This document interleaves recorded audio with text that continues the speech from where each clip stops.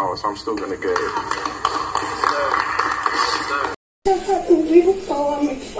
Hello and welcome to my YouTube channel. My name is Bbnaija and this is just the right channel for you. If you're joining me for the first time, please go ahead and subscribe to my channel, like this video, turn on post notification, and tell me something great at the comment section.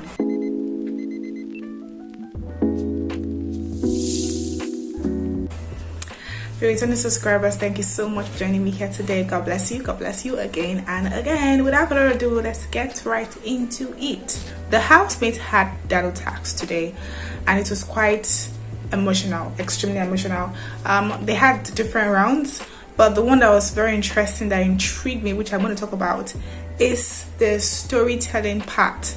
It was so emotional. All the housemates, almost all the housemates were actually crying because their stories were so deep. I mean, I did not know that Adekunle had such a very deep story. Adekunle said his popsy was addicted to D, you know what I mean? And that affected his upbringing. His popsy even left, you know, their family house, traveled abroad, didn't come back when he was young, when he was 13, 14, and then he's actually the first child of the family, and responsibility were laid on him. Okay, your father is no longer with the family, so you have to take the full responsibility. And he started working, doing a lot of things, and he promised himself that he's not going to make money because his popsy and his momsy were doing very well. They had money, everything was rose, everything was okay until his popsy left the house, and you know, he felt okay. It was money that entered his popsy's head. That's why his popsy was misbehaving. It was actually a very emotional story. When my dad was young, he ran away from the country. He went to the US just because he was a bad guy. Not having your father to be there for you, not having your father to, you know, take care of you, see you while you grow up. Now I see the reason why he said he's not close to his dad. Actually, he's not close to his dad. That's what he said. He's not close to his dad, and he used to see his dad as his role model. It's one thing to have a father. It's another thing to have a very good father, to call a father that is responsible enough, that is there for you as a father, you know. So I think Adekunle did not have that, and he had to, you know, struggle, you know, in some ways in his life. But thank God now he's now in Bbnaija, you know. As Dano punchline says, go for it. So he has been able to go for it, and that's why it's on Bbnaija platform. Sheggz part was very emotional too. This is the first time I'm going to see Sheggz cry.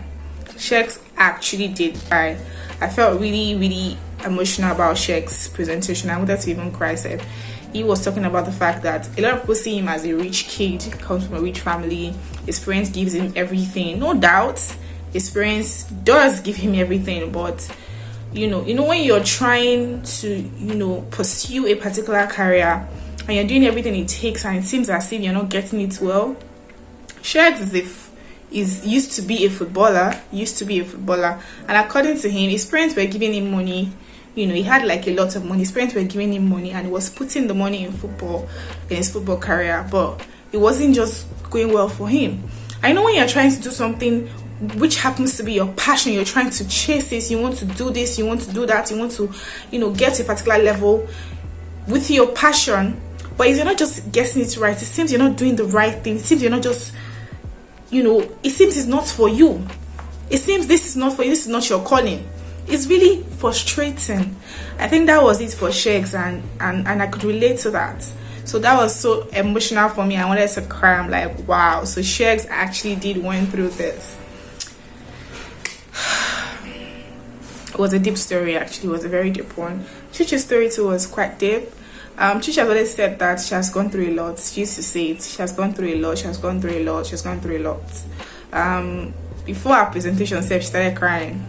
She was crying, and during her presentation, she was crying. She was saying that there was a time she was alone when she was a small girl. She was alone, a girl child, being alone, being, you know, maltreated, you know, went through a lot. I don't want to use some words on my channel, but Chichi went through a lot, and thank God now she's doing very well for herself.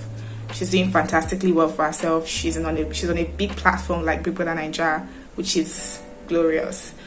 Rachel cried from the beginning till the end. Rachel spoke about how her parents had everything, used to have everything, to not having anything, and then she had to, you know, go to a school where she couldn't pay for her school fees. At a point in time, the owner of the school was saying that she would have to sleep with someone to be able to pay her school fees. So it's really a deep one, guys. It's really deep. People are going through a lot in this world. Forget when you see people shining, driving Lexus, driving Mercedes Benz. You know what they've gone through before they got to that level. So it's really deep. For me, for you cannot even tell that all these people have gone through this. You see them in the Big Brother Naija platform, you think they are from, you know, a rich home, everything is rosy for them, everything is My dear sisters and brothers, just be thanking God for your own. Be thanking God for your own. But let's talk about the fact that she didn't have a father while growing up, and she never saw a father. Her mom was a father. Her mom was a father. Her mom was playing the father role, and it was a deep one for her. Not having a father to be there, not having a father figure. When they have, you know, fathers meeting in school, her mom still has to appear. You know, her mom still was just, if I can boldly say that the woman is definitely 3 men. Because it entails a lot to take care of 6 children, and they are all grown up doing fantastically well. You know, God is able. God is able. God knows the best. God knows what He's doing. God knows the right thing to do at the right time. So all the housemates had deep stories to tell. They had emotional stories. Chomsy's own was quite emotional. I wanted to cry. So she said when she was in a primary school, she couldn't go for competitions because she's fall sick. She fell sick a lot, and that, you know, made her friends to stay away from her. A lot of people stay away from her because she's always falling sick, and they don't allow her to go for competition because she's always falling sick all the time. You know, she couldn't complete the presentation, so she just started crying. It's just too emotional. It's just too emotional. But one thing I could say I learned out of this whole thing is that in this life, do not compare yourself to other people, and no matter what you're going through in your career, in your confidence level, in your determination level, in the battle you're facing, whatever it is you're going through, either in your career, you might not get it right at a point in time.